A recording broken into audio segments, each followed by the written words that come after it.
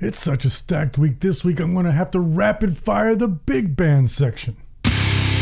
Welcome, metalheads. I'm the host of Heavy Metal Philosophy and writer for Metal Digest, John Barbas. Make sure you stick around to the end of the episode for this week's album art of the week. It's the weekend. That means we got new metal albums to talk about, and I'm bringing you my 5 favorite. But before we jump into the top 5, we got a lot of announcements from major big-time bands, so let's get this done real quick. First up, let's do the big metalcore bands, and the first one is Kingdom of Giants with their Bleeding Star EP. This is modern metalcore with that cyberpunk synthwave. And Vended finally released their self-titled debut. In my review that's already published, I wrote how I wanted to go into this one not comparing them to Slipknot, but then the first riff hit and I went, yep, that's Slipknot. It sounds like a raw, hungrier, and less artsy Slipknot.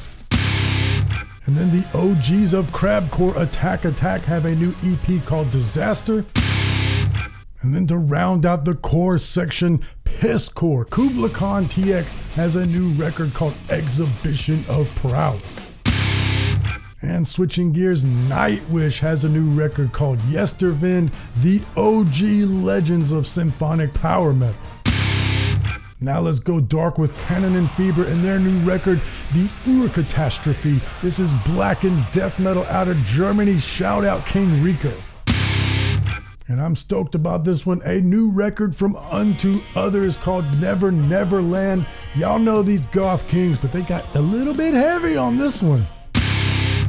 And finally, before we jump into the top 5, Delain singer Charlotte Vessels has a solo record called The Obsession.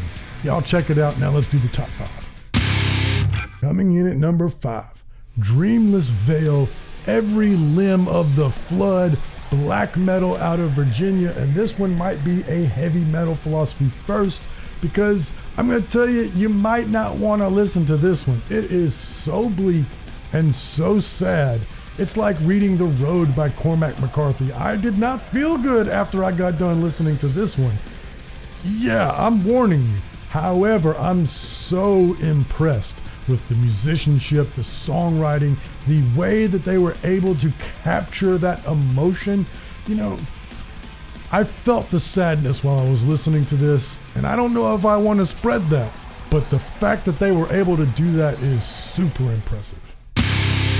Coming in at number 4, Avernus with Grievances. This is gothic doom metal out of Chicago. And why I dig this one is because it's got that gothic doom sort of vibe of bands like Candlemass or My Dying Bride, but it's got the rumbling heaviness of death doom bands like Hooded Menace. You know, instead of the pretty but sort of dark gothic metal, it's heavy, crushingly heavy, and y'all know I like that.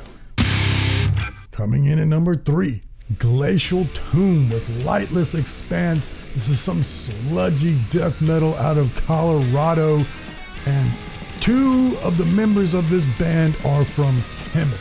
So speaking of heavy doom metal, you've got that pedigree, but then you just crank up the nasty a little bit. Y'all know I like it nasty.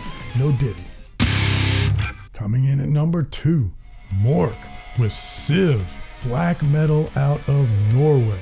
I'm just so impressed with the mastermind behind this band, Thomas Eriksson. Earlier this year, his other project, Udad, released a record of primitive and raw black metal. So here, with this project, he got damn near progressive with it. So he got all of his caveman aggression out there, and here he gets to get a little artsy with it, but don't get it twisted, it's still dark and heavy. And hey, before we do number 1, let's do something a little fun. Right about now is where I've been screaming about how the summer collection in the merch store is going away. Well, it's gone forever. Don't worry, I'll have some winter stuff up soon enough. But in the meantime, I got a package. Let's see what we got here. This is from Black Throne Productions in Canada. Let's see what they got for your boy Barbas. Oh. What do we have here? Occult Witches on vinyl. Thank you so much to Occult Witches, and thank you so much to Black Throne Productions. This is going to be a cherished part of my collection. Now let's do number 1.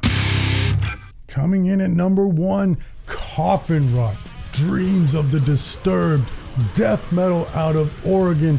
And let me tell you, them boys over there at Maggot Stomp just don't miss. I've been saying it for a few years now that we're enjoying a death metal renaissance. And as the years go by, and it just keeps happening, it gets harder and harder for bands to stand out amongst all this excellence. But here we have Coffin Rot. They've got that trademark Maggot Stomp groove, but then there's some little nuances in the vocals here that just give it that extra little bit of punch. Mostly it's those rumbly death growls, but just the slightest adjustment in the vocal delivery is all it takes to keep it fresh from beginning to end. When you can keep my attention on the entirety of a death metal record like this one, you know you're doing something right. I love Coffin Rot. And there's even more fun stuff to happen because we still got Dealer's Choice and the album art of the week. Especially you want to check out this Dealer's Choice. Dealer's Choice is all about having fun, and it doesn't get much more fun than this. This is Dungeon Crawl with Maze Controller, thrash metal / dungeon synth out of California. And if you hadn't guessed by the album cover and the title, this is Dungeons and Dragons themed metal. Now, metal is no stranger to gimmick bands, but most gimmick bands are ass. You know, you've got pirate bands and dwarf bands and goblin bands. But this Dungeons & Dragons band, I would listen to this even if it wasn't for the novelty. They must have all rolled nat 20s on their talent because this rules. Also, shout out to naming a song +1 Mace. My favorite album art this week comes from Blighted Eye with Agony's Bespoke.